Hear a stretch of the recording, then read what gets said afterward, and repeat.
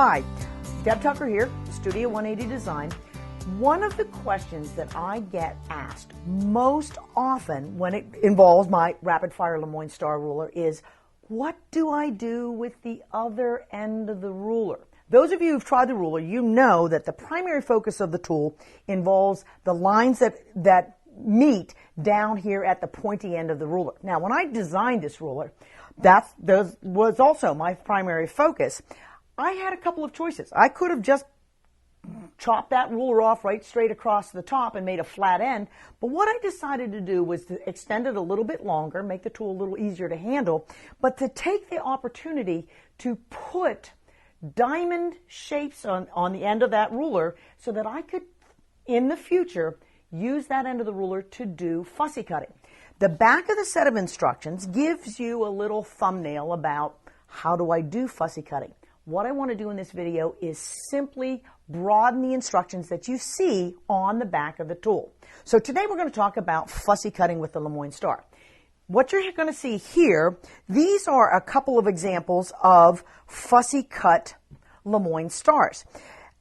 When I first started to make these things, what I thought I would do was strip piece my diamonds. Well, silly me. If I strip piece the diamond, what happens is I've got 16 points coming together in the middle.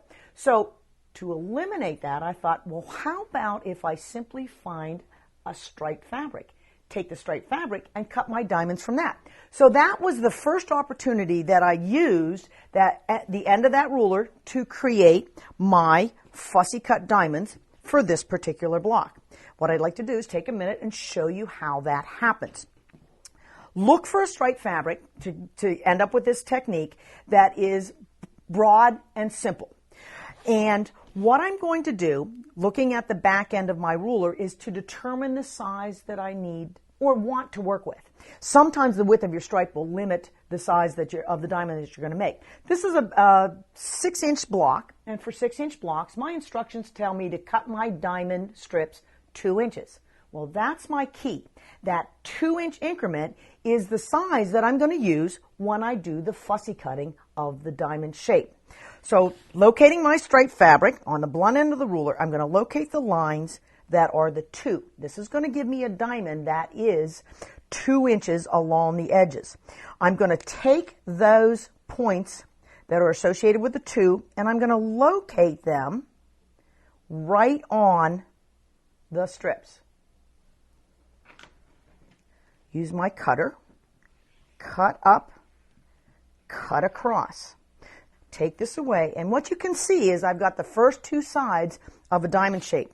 To get the next 2 sides, take my fabric, rotate it a little bit, rotate my tool as well. Now I can simply cut my 2-inch diamond.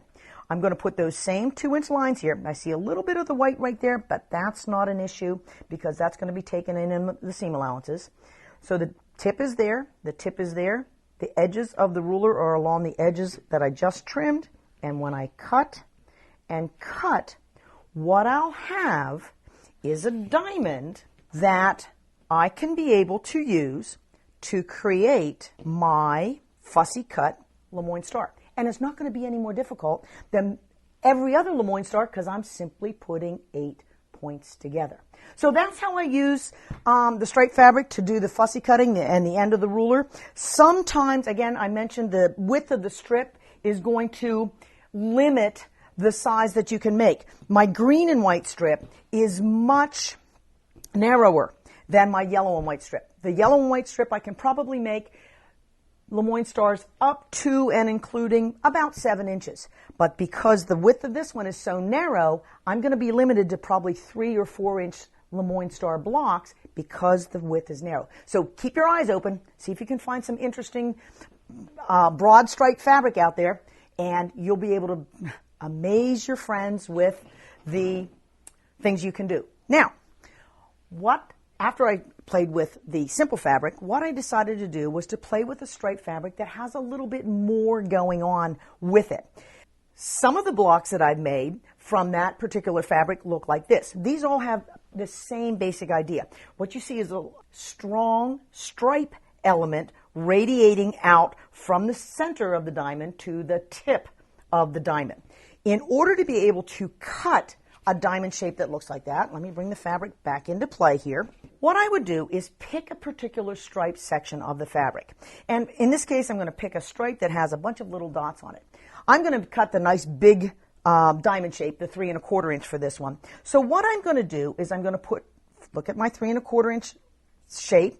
I'm going to position the tips so that they're right in the middle of that stripe that I've chosen. And I'm going to maybe take a minute to look at some other element on the ruler, in this case, the center line. I want to position it so that it's splitting this little loopy loop that's right there. For lack of a better word, a loopy loop. We'll call it that. So by putting this here, putting this here, putting this here, kind of gives me a section to go ahead and cut. Now, realize you can't cut the first one wrong. The first one establishes all the other ones, so don't worry about it. You can't really cut it wrong. But I'll take the cutter, trim up this way, and trim this way so that I end up with the first 2 sides of my diamond. Take my fabric, rotate it around. Now I'm cutting the big 3 1/4 here. Put those 3 1/4 inch lines there and there. Make my cut here and my cut here. And now what I've got is my first fussy cut diamond. Now, the trick is to make the next one be the same as this one. I'm going to come back to the same way that I had the fabric before. I'm going to locate that same dotted stripe. Usually what I do is I take this and position it so that I'm going to have it in the same position on the fabric as if it's going to be completely hidden. When I position this and line up the design elements here and the design elements here, that diamond that I just cut, it basically completely disappeared. This is when I'm going to come back with a marker of sorts and put some marks near the points of my diamond shape. Those are going to be my guide points then.